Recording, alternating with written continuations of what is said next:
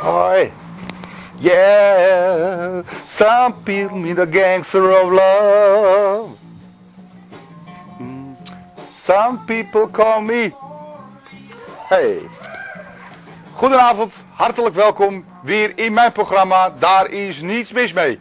Nou, dames en heren, zoals u ziet, we gaan er vanavond een leuke spacey musical vanavond een happening van maken. Dat wordt een hele leuke muzikale aflevering vanavond. Maar we gaan het natuurlijk ook hebben over de occulte zaken waar ik het elke week over heb. En in dit verband gaan we luisteren naar een lezing van Albert Budden. En Albert Budden, dat is een onderzoeker, die doet al 20 jaar onderzoek naar klopgeesten.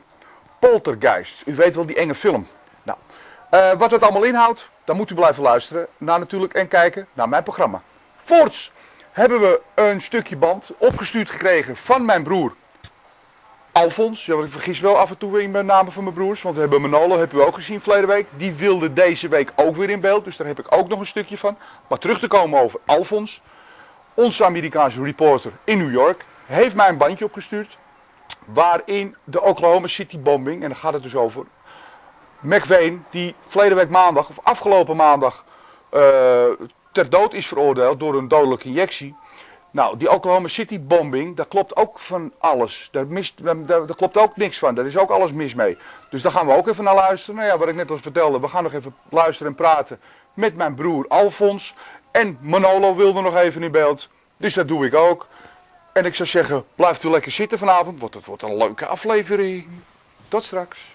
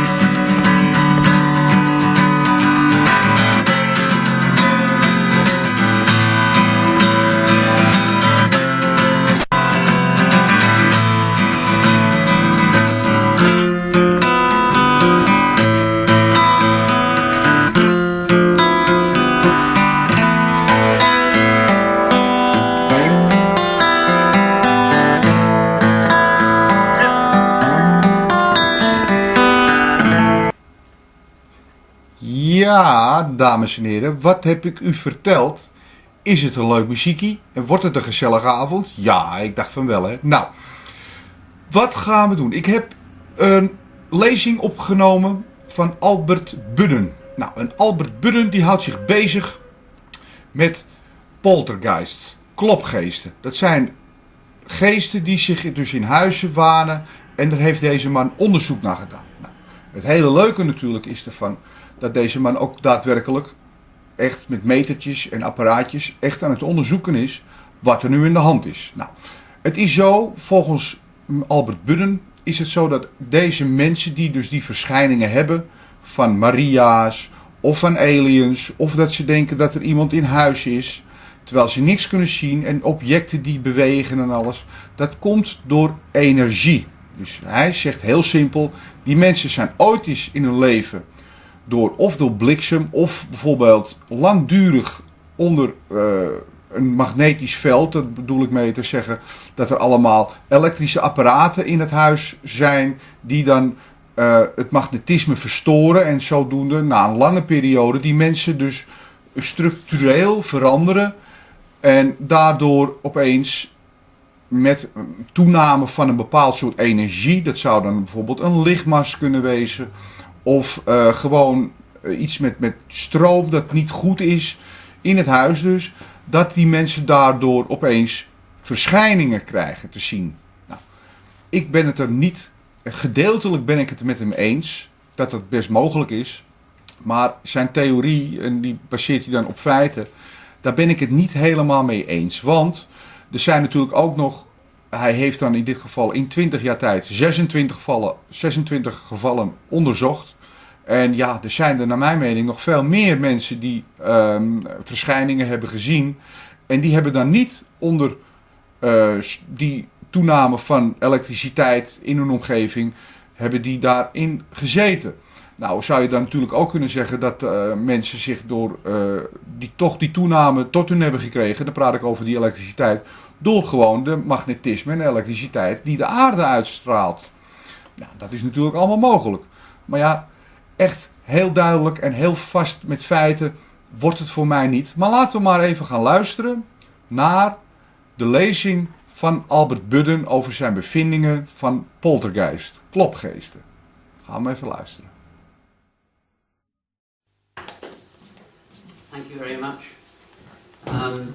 See that a lot of the faces here are the same ones as yesterday.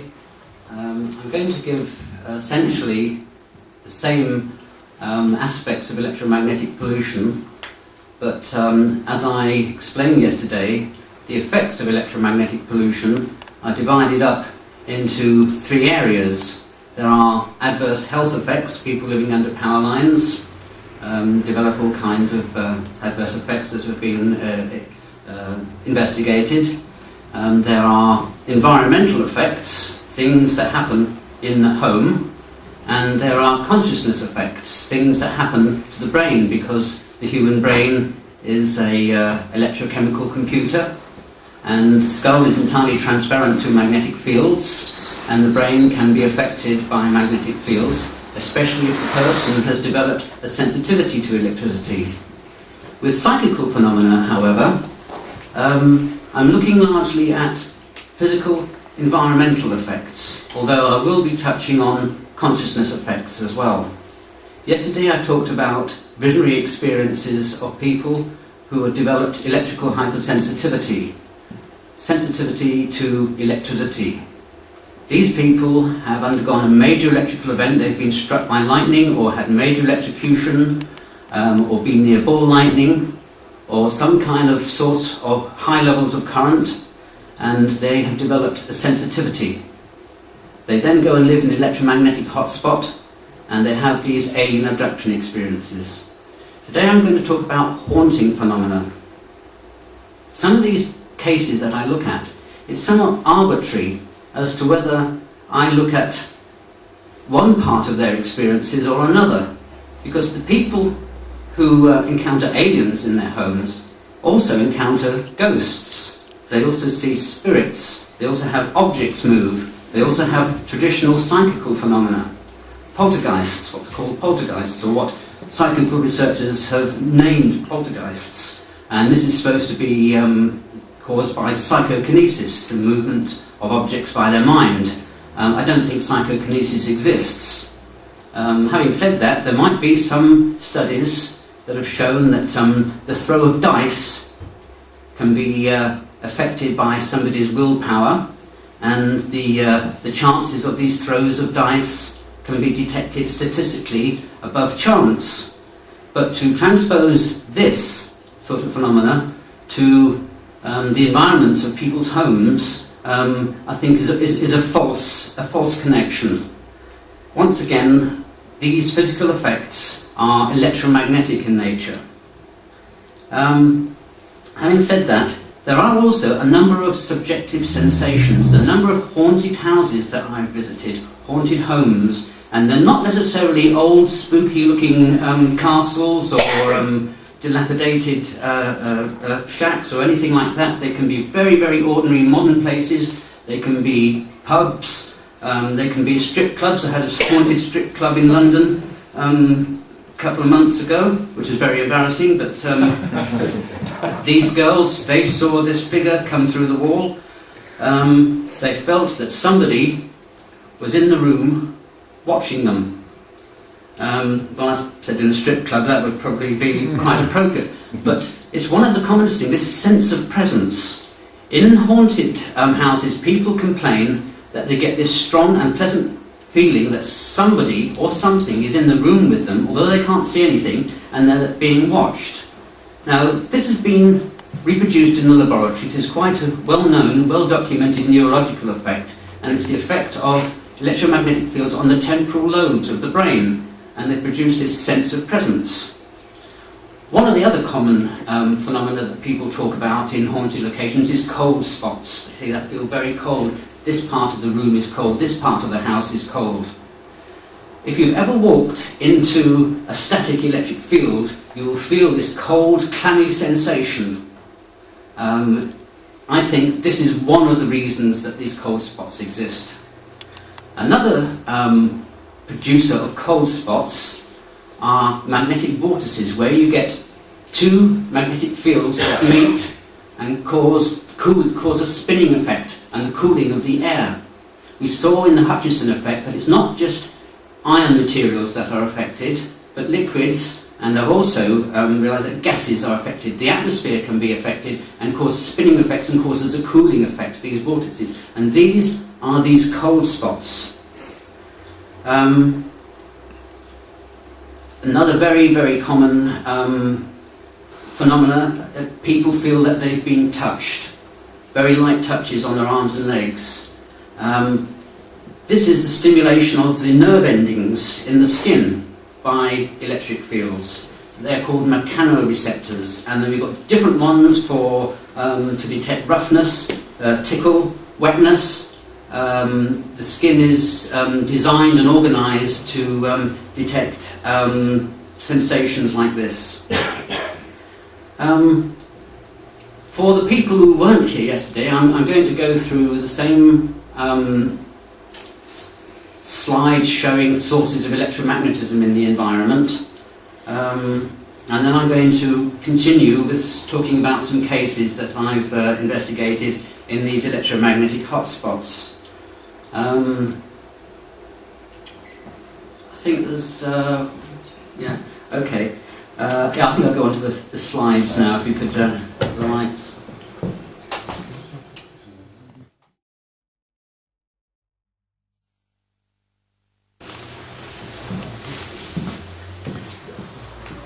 People in haunted houses have complained that little lights, at night they see little lights flitting about in the room.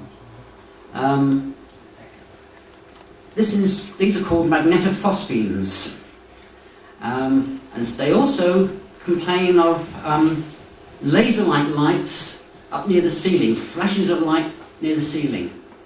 Very disturbing sort of effect for some reason.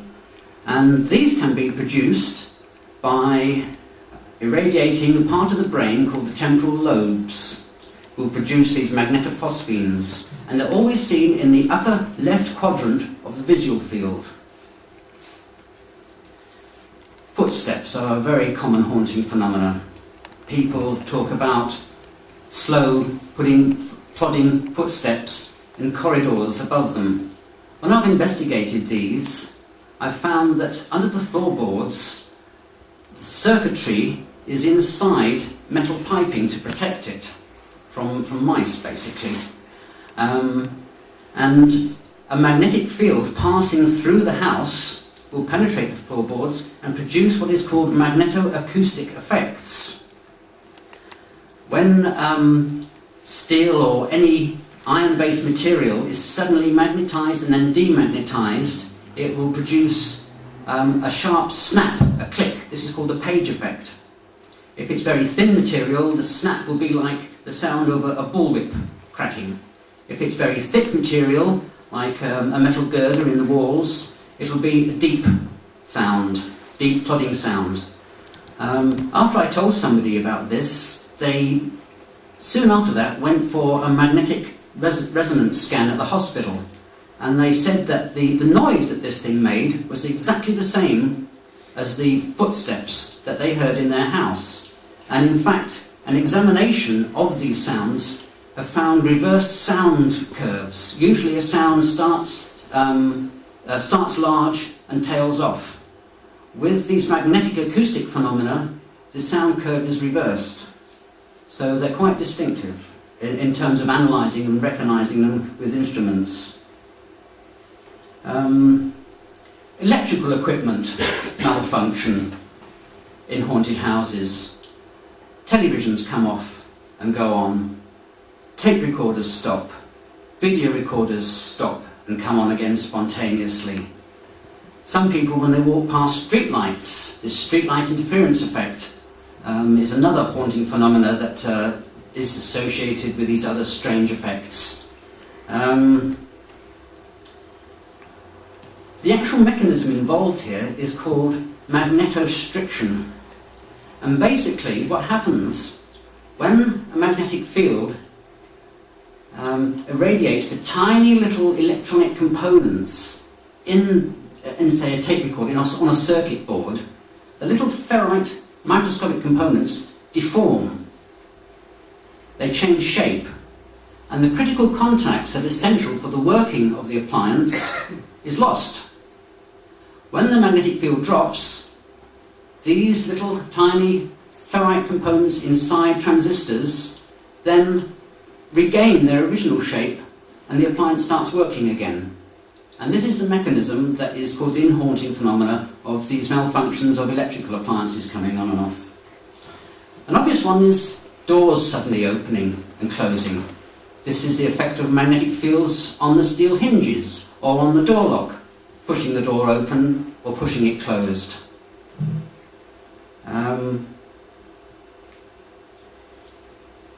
Subjective effects include such things as strange smells. They feel that there's some invisible person there. Very often a very popular one that seems to be reported is the smell of pipe tobacco, a very pungent, very distinctive smell. And usually there's somebody in their family who has died that once in their life smoked a pipe, and they associate it with this. But in actual fact, it's a very common olfactory seizure. It's called a focal seizure in the brain, the the part of the brain that is responsible for controlling and registering smell sensations is triggered into life. Why it should choose out of all the different smells encoded in the memory there, why it should choose pipe tobacco, I don't know, but it is a very common one. I can only report what I find. They also talk about objects moving. The ornaments move, and sometimes they just twist. Sometimes they move to one side or the other. This is due to something called gyromagnetic movements. When an object is placed in a magnetic field that is very short-lived, a transient, they're called transients, and they're very short-lived, the object will turn, and this is a very well documented effect. This is gyromagnetic movements.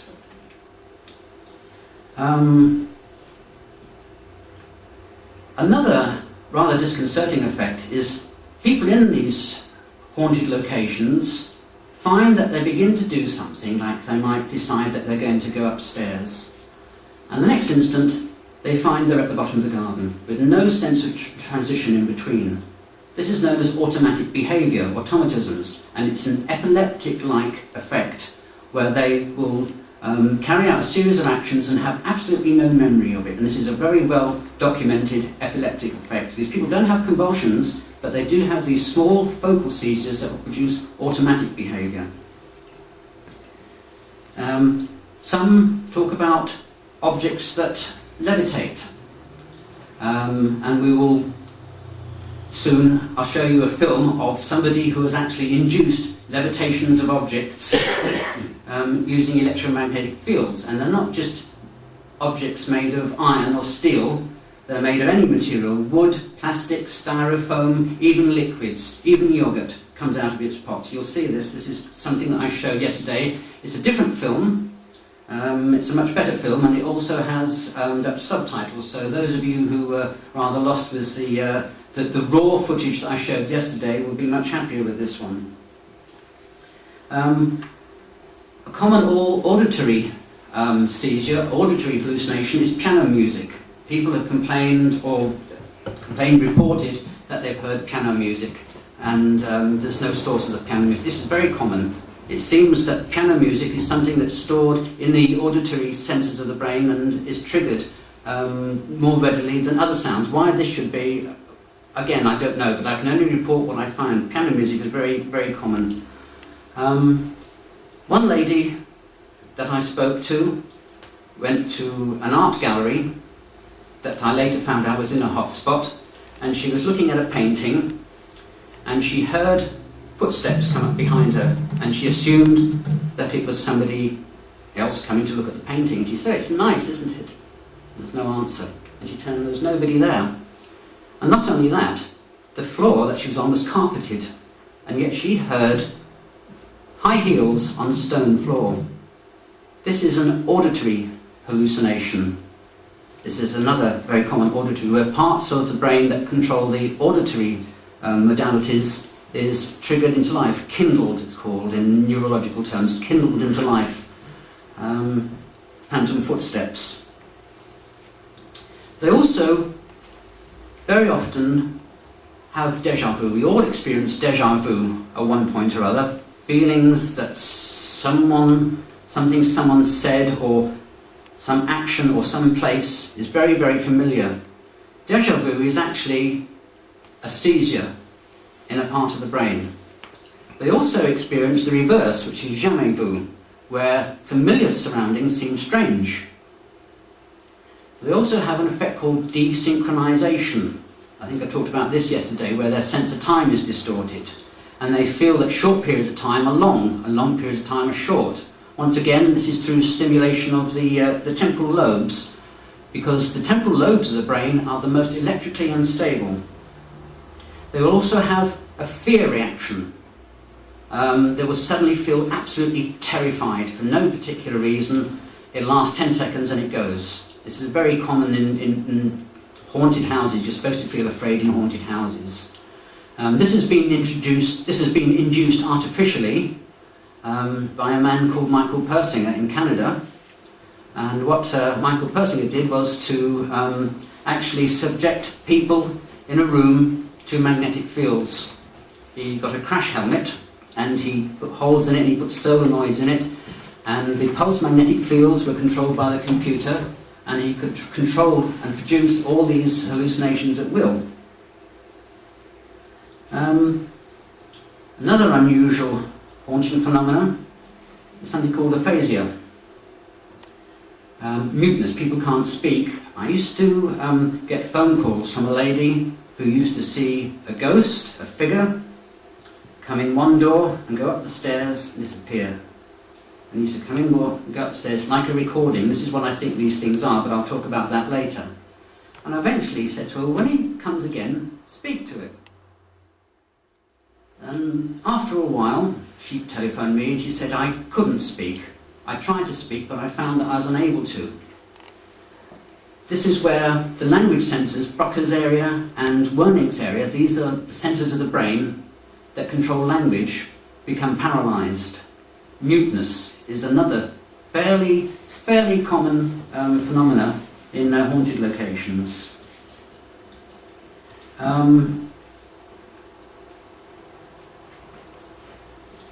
They also experience tingling, and this again is through the stimulation of the nerve endings in the skin.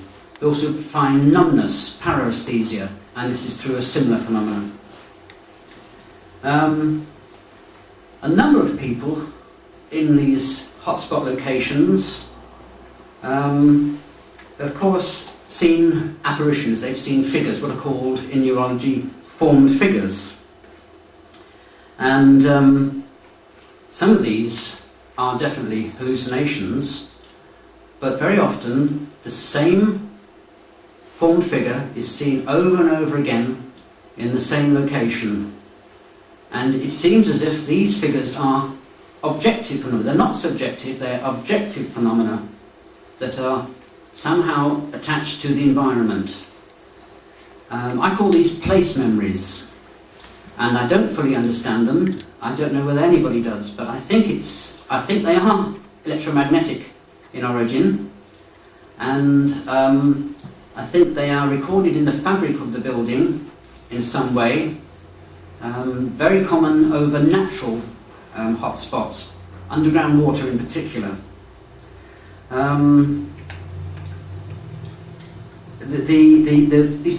These place memories, these figures, they do the same thing all the time. They don't seem to show any awareness of the person observing them. They come in the door, they go up to the curtain, they disappear. Next time they come in, they go up to the curtain, they disappear. Over and over again, different people saying the same figure, doing the same thing. So it seems like some kind of video recording in a way that just plays when they are in a sensitive state, if they are sensitive to these things, if they have electrical hypersensitivity, if there's an earth movement and a piezoelectric or piezomagnetic fields going through the house, does this trigger these objective phenomena? They should be able to be photographed. And I have seen a number of photographs. Most photographs are hoaxes, they're double exposures, or they're misinterpretations of mundane phenomena or light effects.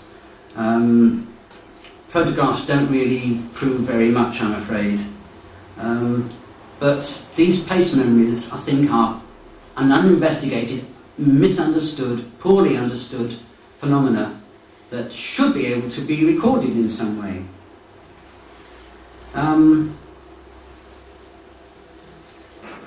I think I'll go back to the slides now. How's the time going?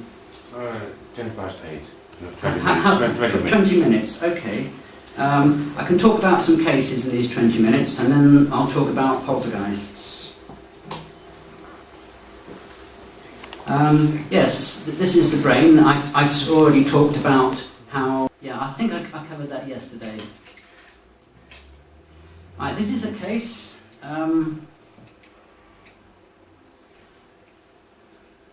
middle-aged lady in her, mid-30s, went to bed one night. This particular lady had environmental sensitivities, electrical hypersensitivity, chemical sensitivities, food allergies. She awoke suddenly in the night to find a small child sitting on her pillow, and she got out of bed and looked at this thing. This is a drawing of it.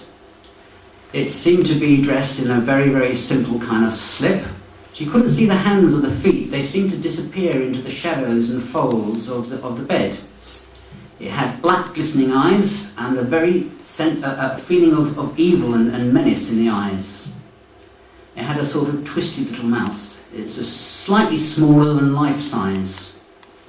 Well, she looked this thing over and she looked at the digital clock, and it was 1:10 in the morning. This particular lady had a series of these experiences throughout her life. She wasn't afraid. She was more concerned about getting a good night's sleep. So she looked for her husband, but for some reason he wasn't there. This is a negative hallucination. So she left the room, she went down the corridor, she put some dirty washing in the washing machine, came back, gone. Her husband was back as well, But very curiously, he was right on the edge of the mattress, as if he'd been nudged over. This is her drawing of what she later called the troll.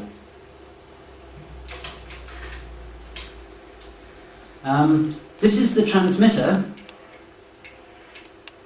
on a police station 400 metres from the house where this experience took place. This has now become inactive, this omnidirectional transmitter. But it seems that it was this that is a prime candidate for triggering her experiences, or this particular experience. This lady, who makes these out of cloth, this is happens to be interested in science fiction, Darth Vader from Star Wars. This lady in her early 30s, very electrically hypersensitive. When she was 13 years old, had a very unusual experience. She was sent to bed through doing something wrong by her parents, and after she'd been in bed for a while, she felt as if somebody had come into the room, and she looked over the bedclothes and couldn't see anybody, couldn't see anything at all. And then she noticed on the ceiling a circle of light, rippling circle of light about the size of a dinner plate. It looked like the reflection of a glass of water in the sunlight. And as she watched this thing, she saw blue drops fall down, like blue luminous raindrops. And gradually these formed into a tall, luminous man, humanoid figure. And this is an artist's impression of this. This humanoid figure, she was paralysed, she couldn't move, she couldn't even blink, water fell from her eyes. Eventually she found a voice, and she's, "Who are you? Who's this? What's going on?" And a voice boomed through her head, "There will be a time for you to ask questions, but that is not now." And then this figure kind of revolved, as if it was being removed from a remote source, and the curtains were pulled apart. Oh, by the way, she lived 500 metres from a major television transmitter called Alexandra Palace. This figure revolved with its head as if it was looking through the curtains, and she heard in her mind a question: "What is the power? What is the power? What is the power?" over and over again. This is the caption on this. She said she didn't know. This was Alexandra Palace, where she used to go roller skating on Saturday. And the figure said, "This doesn't matter." And then over the next few weeks, there were a complex, very fascinating series of complex hallucinations involving a large bubble about 5 feet across with a miniature city inside with little people and little cars, and the appearance of the blue luminous being would occur now and again, and he became a tutor for her.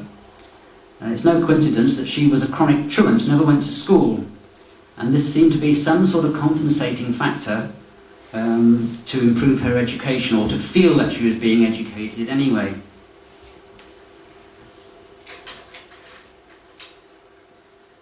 Yes.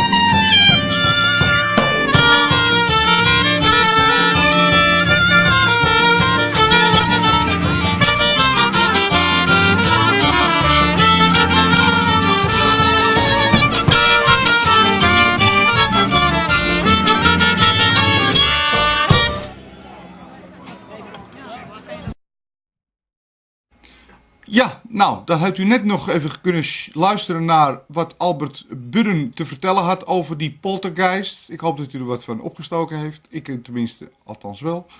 Dan heeft u nog even naar een leuk stukje muziek kunnen luisteren. En nu gaan we over, niet naar mijn broer, want die was zo blij dat hij vrij was. Er was geen zin voor me mee, want die was doorgezakt. Er was geen zin voor me mee te spreken. Maar ik heb nog wel een stukje film. Dat gaat over de Oklahoma City bombing. En dat houdt in dat die McVeigh, die ze afgelopen maandag dus ter dood hebben veroordeeld en ook ter dood hebben gebracht. Dit met een injectie, dus met gif gespoten. Daar gaan we nog even over praten, want dat verhaal dat klopt niet helemaal met die McVeigh en hoe die dat allemaal heeft moeten doen. Want het bewijs is dus zo, dat is dus nu in de grond. Hij kan dus nooit meer iets getuigen over welke mensen er nou misschien wel wat mee te maken hebben gehad. Dus ook wel wat mee te maken hebben gehad. Nou, dat kan hij nou niet meer vertellen, want hij is dood. Dus ja, het is toch weer een beetje, lijkt het alsof ze de boel weer in een doofpot hebben willen stoppen. Maar laat u maar even kijken wat deze man nog te vertellen heeft over McVeigh en de Oklahoma City bombing. Tot straks weer. First of all, why don't we just frame for our audience your book and how it came about, and maybe just a little background of you yourself. Well, I've been an investigative reporter for the last 15 years. I've written 7 books, and I've written a couple hundred articles for newspapers and magazines in the United States and Europe. Subjects have been mainly what people like to call deep politics, what's going on behind the scenes, and that also includes medicine and health as well as just straight politics. I got interested in the Oklahoma City bombing a few days after the bombing when the facts began circulating around the country that seismographical evidence showed that there was more than one explosion at the building, and that this didn't fit with the government's scenario that it was a single truck bomb from a Ryder truck parked at the curb. So that was my beginning point, and through interviewing a number of bomb experts and other people who were eyewitnesses or ear witnesses on the scene, it became clear to me that in fact there were at least 2 explosions, and that from the damage, the profile of the damage done in the building, there had to have been charges placed inside the building that went off more or less simultaneously with the truck bomb. And that led me to the obvious conclusion that, we had to be talking here about a fairly sophisticated operation, in fact, a very sophisticated operation. It wasn't just a couple of people who hated the U.S. government who wanted to destroy a building. They were the visible people. But behind the scenes, there had to be some real professionals involved, and so that raised all kinds of questions about why and who and all of that. So that's where I really began. Mm-hmm. Some of the interesting observations or the interesting facts that you uncover have to do with the fact that there's a disparity between the United States Geological Survey seismograph and the University of Oklahoma seismograph. Yes, well, the U.S. Geological Survey eventually wanted to conclude that one explosion was very plausible, and I believe that they had to really stretch it to come to that conclusion, that in fact the clear evidence is that there were several explosions. And I talked extensively with Ray Brown, who is a geologist at the University of Oklahoma. And finally he said to me, look, he said, I saw the damage, I walked through some of it, and to me it looked like people simply came in there and did a demolition job on the building, just like the kind of demolition that you see on television. And that evidence, and plus his seismographical evidence, made it clear to me that we were talking about something quite strange indeed. And for a while, the U.S. Geological Survey seemed to consider the possibility that there was more than one explosion, but eventually they decided that that wasn't a good idea.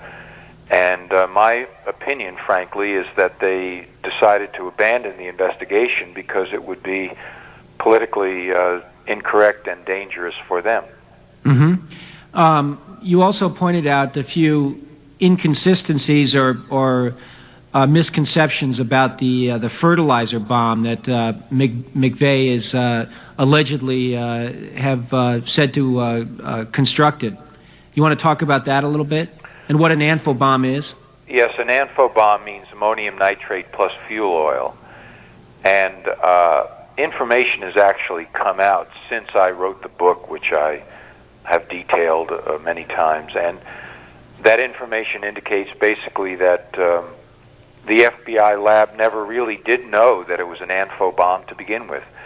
But they simply inferred that from the fact that McVeigh had purchased a large amount of ammonium nitrate, and that Terry Nichols had in his possession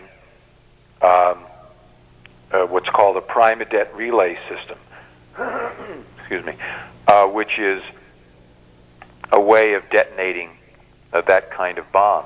And the only reason that they decided that the bomb was contained in 50 white plastic barrels was because, again, McVeigh had some of that material in his possession. So we had the extraordinary case of the FBI lab doing no forensic examination at all, but simply making some pretty bald and ridiculous assumptions based on the scenario that the head office at the FBI was floating about how all this occurred. In addition to that, if it had been an ANFO bomb in the truck, and we really don't know, but it looks like it wasn't, it would have been a very difficult piece of work to set off 50 barrels of ANFO so that they would provoke any kind of force whatsoever, because the one thing with an ANFO bomb that you try to avoid if you're going to set it off is airspace. And with 50 separate barrels, you've got nothing but airspace between the barrels. So the whole thing just doesn't ring right. It makes no sense. It was a lie to begin with. It was a cover story. It was a hypothesis that the FBI likes to plug in early in many investigations to assure the public that it's, quote, on top of things. Yeah. So you think that, well, what is your conclusion, or what are your thoughts? I don't want to lock you into anything, but what do you think the cover story is here?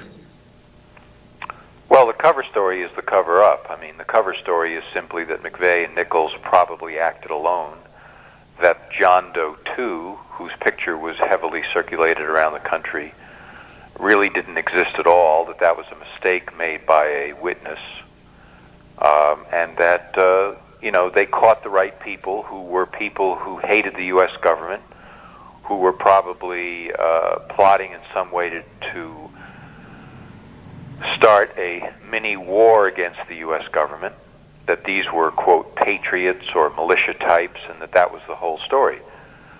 And I think that that's a ridiculous assumption, and it does a great disservice to the people of Oklahoma City and the rest of the country, because there are obviously murderers loose who killed 168 people that have never been not only brought to trial, but never even been searched for or investigated.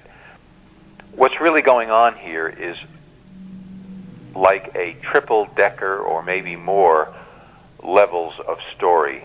It's very complex.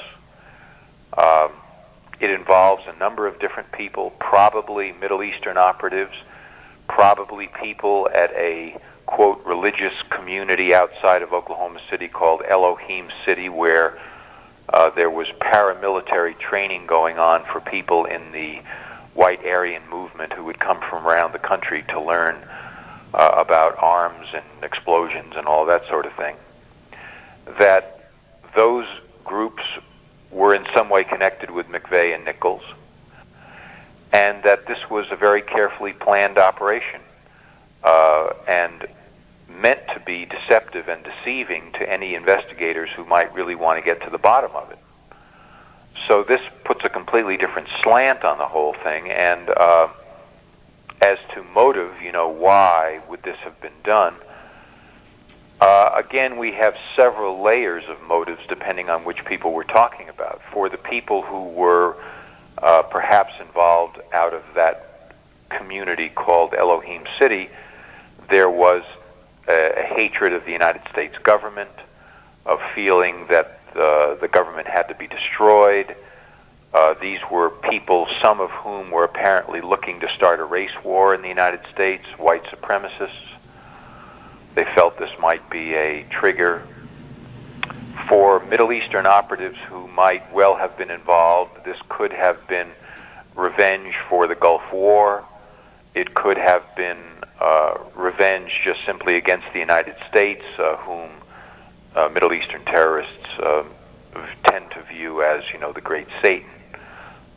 Now, beyond that, it's hard to say and only speculation, but my feeling is that we could be looking at yet a much more shadowy level of operation here, which used the people that I've just discussed.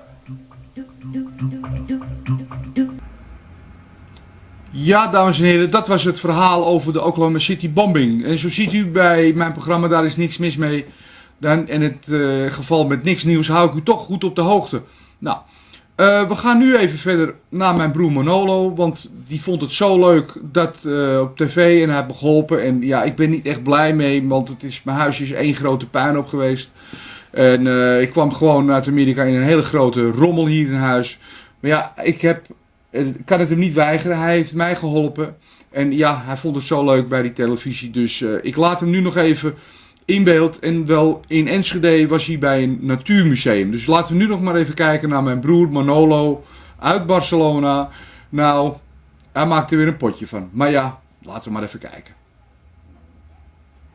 Hallo, ik Manolo uit Barcelona. Ben hier voor de Kleurnet televisie maken. En ik ben een nieuwe hier, heb ik in persoon. Hallo. Hallo. Hoe is uw naam? Martin. Martin. Martin van Klooster.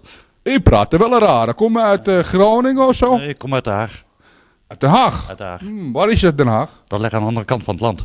Bij de zee. Toch bij Groningen? Nee, andere kant. Oh, nou ja, is het goed. Moeten luisteren. Waar zit ik hier al? Want ik maak natuurlijk een geweldige documentaire voor de Kleurnet, voor mijn broer Maurice. Joh. Ja, je bent hier in Enschede en hier ben je in het Natuurmuseum.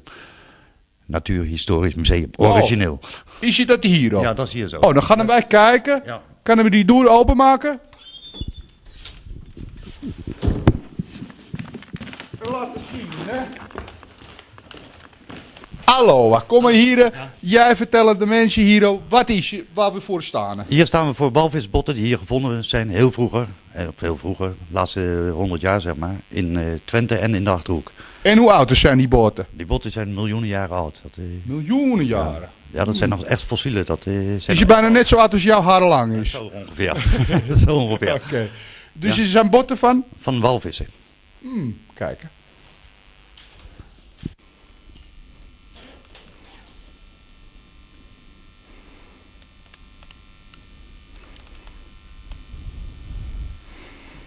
Hallo, hè. En nou ben ik hier bij allemaal botten. Ja, allemaal botten. Botten. Ja, dat zijn allemaal botten, dat klopt wel. En waar is die van? Dit is van een reuzenhert. En verder erop staat van een wiesent. Steppenwiesent. En daar verderop staat van een holenbeer. Die zijn, dus ook... dit is van een reuzenhert? Ja. Zeg u maar wat het is. Ja, een reuzenhert. En die leefden vroeger in de ijstijden gelijk met de mammoet en dergelijke. En die kwamen in Ierland voor, maar die kwamen ook hier in Holland voor en in Duitsland en in Spanje zelfs. In Barcelona ook. Ja. En wat is het daar voor botten? Maar daar verderop? Of, nou, zeg maar gewoon en kijken naar de camera. Hierachter, daar is de fossiele zaal. Daar liggen allemaal fossiele schelpdieren en zo die vroeger op de Nee, ik wil weten, wat is dat er voor boys? Oh, hierachter. Dat is steppenwiesent. En daarachter, helemaal achter dat kleintje, dat is de holenbeer. En die leefden allemaal ongeveer in dezelfde periode. Ja, dus dat... Je praat er wel leuk, hè? Jij, ja, geinig, hè? Ja. Geinig, maar dat moet ook. Okay. We gaan kijken, wat is daar? Daar zijn botten. Botten, toch een botten, hè? Dat zijn allemaal botten, maar dat zijn botten van een wolhagen mammoet. En die zijn voor een jaar of 2, 3 geleden zijn die hier opgegraven in Borne. Daar waren ze een wijk aan het aanleggen en dan kwam ineens die drechtlijnmonteur, die vond een bot en die dacht van, nee, dat kan nooit van een koe wezen. Dus daar is hij mee naar het museum gekomen. Hebben we onderzocht en dan bleek dat van een mammoet te zijn. Het hele werk hebben ze stilgelegd en we hebben een week lang de tijd gekregen om helemaal uit te graven. En hoe oud is een mammoet? Een mammoet dat is uit de ijstijd, dus dat is een paar, ja, zal een miljoen of wat geleden geweest zijn. Oh. Dus dat, ja, dat, maar die had langer haren als ik trouwens.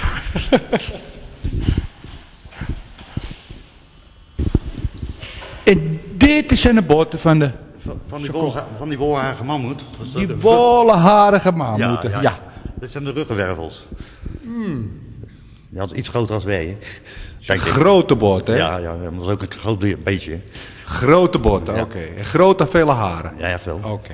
Nou, we gaan verder kijken, wat hebben we nog meer in, hoe heet hier? Hier in het Natuurmuseum. Ah, Natuurmuseum. Ja. Oké. Nou, ik vind het hele leuke hier om het te doen voor Kleurnet. Ik mag u hartelijk danken. Ik jullie ook. En tot de volgende keer. Zeker weten. Wanneer komen u naar Barcelona? Volgend jaar misschien. Met een vakantie, hoor. Als Johan Cruijff terugkomt, ben ik er ook weer. Oké. Adios. Ciao. Bye. Dit was Manolo uit Barcelona. Voor die Kleurnet uitzending, hè. Dag. Nou, dat was mijn broer. Allemaal leuk en aardig, hè, met zijn Spaanse gebabbel. We gaan nu weer even verder naar een stukje muziek. En dan hoop ik u volgende week weer te kunnen zien. Want u ziet het, hè, bij mijn programma, daar is niks mis mee. Het is toch wel leuk om naar te kijken. Tot de volgende week. Dag!